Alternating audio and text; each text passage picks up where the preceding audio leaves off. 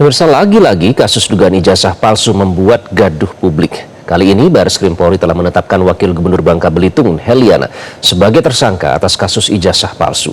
Apa yang sebenarnya terjadi? Kita akan langsung membahasnya bersama pelapor kasus ijazah palsu Wagub Babel Heliana, Ahmad Siddiq. Bang Ahmad, selamat malam. Ya, malam. Kemudian ada pakar hukum tata negara Ferry Amsari. Bang Ferry, apa kabar?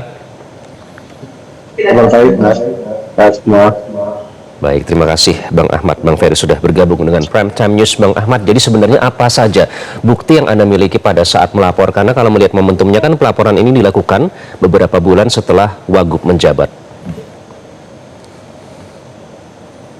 Kalau untuk bukti, itu ada ijazah, terus juga dari laman PD Dikti, sama screenshot dari media-media gitu. Jadi awalnya itu saya mengetahui adanya dugaan jasa palsu itu dari ada ikatan dari, kalau nggak salah dari Ikatan Belitung itu melaporkan ke Mabes Polri. Nah itu waktu itu kami para aktivis itu lagi berdiskusi membahas isu-isu yang ada di Bangka Belitung dan juga yang ada di Indonesia.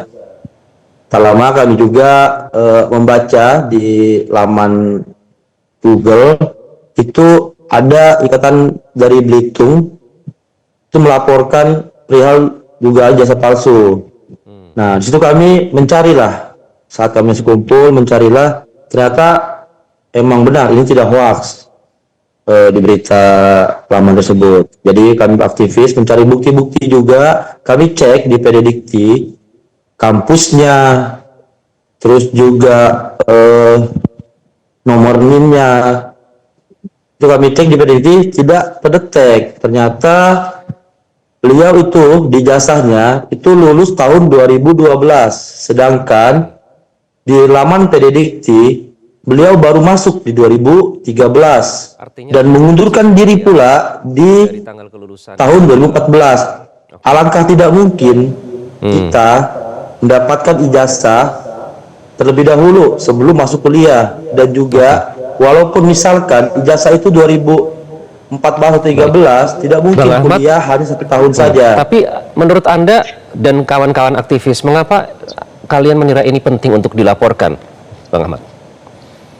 Jadi begini, saya juga sebagai mahasiswa, alangkah kejahatan administrasi, alangkah bodohnya jika saya mahasiswa sendiri tidak mempermasalahkan masalah jasa palsu. Kalau ini sudah menentukan bahwa dalam perihal data saja itu sudah berbohong, sudah berani masukkan, apalagi hal-hal yang lainnya. Saya sebagai mahasiswa, saya 4 tahun bersusah payah mendapatkan yang namanya ijazah ini. Saya dari pagi sampai sore saya berkuliah, saya berpendidikan, berorganisasi, sedangkan beliau itu hanya 1 tahun berkuliah di kampus Universitas Azhara. Oke, jadi merasa itu tidak adil, apalagi yang bersangkutan merupakan seorang pejabat publik ya. Bang Ferry, apakah ini menunjukkan bahwa sebenarnya KPU itu sebagai atau lembaga-lembaga yang terkait itu melakukan verifikasi jangan hanya sekedar administratif saja, Bang Ferry? Iya, dari awal kan memang posisi penyelenggara pemilu di dalam pemilihan kepala daerah maupun pemilu nasional selalu tidak disiplin ya, terutama mengenai syarat calon. Dan juga perlu dipahami kasus-kasus seperti ini selalu pendekatannya dua ya. Satu, kalau kita lihat perspektif politis, dan keduanya perspektif hukum murni. Dalam ruang permasalahan seperti ini, sebenarnya harusnya sudah tuntas di verifikasi calon dan sengketa perselisihan hasil pemilu kepala daerah di Mahkamah Konstitusi lalu. Apalagi kita agak disiplin ya soal syarat-syarat pencalonan kalau kemudian terjadi permasalahan. Nah, yang kalau saya perhatikan di sini berkelindan berbagai kepentingan politik juga, jadi tidak lalu murni hukum. Misalnya, kalau sebenarnya ini masalah, harusnya sudah sedari awal bisa terdeteksi. Kedua, bagaimanapun secara hukum memalsukan sesuatu pasti ada konsekuensinya. Nah, kalau itu memang terbukti, maka ada titik tertentu yang harus diselesaikan secara hukum pula. Tapi tidak boleh kita mengabaikan bahwa upaya semacam ini lebih kepada upaya transaksional politik yang bisa saja muncul di kemudian hari untuk menyandera figur-figur politik tertentu. Jadi dua titik ini selalu bisa muncul dalam kasus-kasus seperti ini. Siapa yang salah? Salah satu yang salah besar adalah penyelenggara pemilu, yaitu KPU, karena memang mereka sedari awal semestinya sudah melakukan upaya sungguh-sungguh memverifikasi syarat-syarat pencalonan. Jadi alasan kalau ijazahnya hanya sampai SMA itu sudah memenuhi syarat? Ya, kalau seandainya yang dia daftarkan hanya ijazah SMA-nya, selesai. Tapi kalau di antara syarat-syarat yang dia daftarkan itu adalah syarat S1 juga, itu perlu permasalahan kenapa dia menyertakan syarat strata satunya yang pada dasarnya mungkin ada pembuktian yang harusnya dikatakan itu palsu ya. Jadi kalau seandainya dia tidak mengikut sertakan ijazah S1 itu lain hal ya bagi saya, karena pada dasarnya dia tidak memenuhi syarat sebagai peserta. Lain hal lagi konteksnya kalau pemalsuan ijazah S1 itu ditemui setelah dia memimpin, karena bukan syarat pencalonannya yang bermasalah, tapi tindakan pemalsuannya yang bermasalah. Tapi saya tidak ingin menutup mata bahwa banyak hal yang bisa ditinjau dari sekedar segi hukum ya. Bisa saja ini upaya yang disengaja untuk memblow up di kemudian hari kalau ada kesalahan-kesalahan tertentu yang bisa menyandera calon ya. Kan ini bisa saja permainan di daerah kan begini Mas ya. Calon yang berarti punya masalah mundur, nanti akan muncul calon-calon baru untuk menggantikan posisinya, dan itu sangat transaksional karena harus dari tangan gubernur dua calon diserahkan ke DPRD dan nanti akan ada politik pula di DPRD untuk menentukan. Jadi bagi saya tidak elok politik transaksional ini karena memang masalah Ahmad ya. Bang Ahmad, jadi apa tujuan Anda sebenarnya pada saat melakukan pelaporan, dan benarkah Anda sempat mendapatkan ancaman untuk mencabut laporan? Ini kita berbicara tentang orang nomor 2 di provinsi.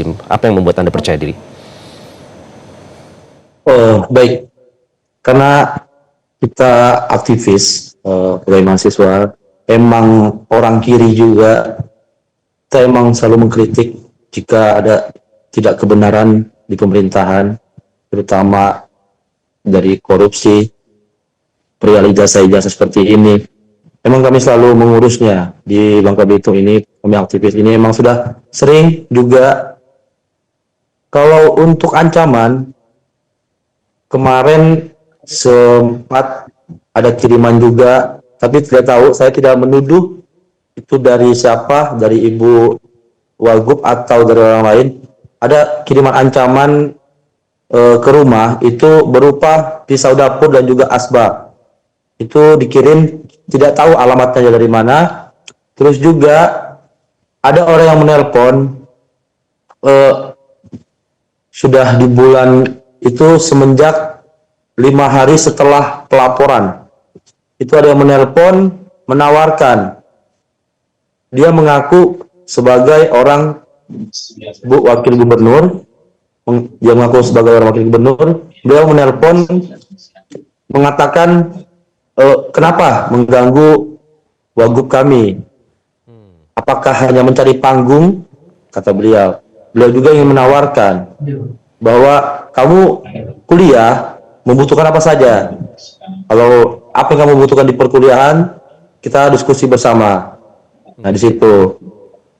Ada yang tawaran juga, ada yang mengancam juga. Kalau mengancam untuk membunuh ini itu menjegat tidak ada.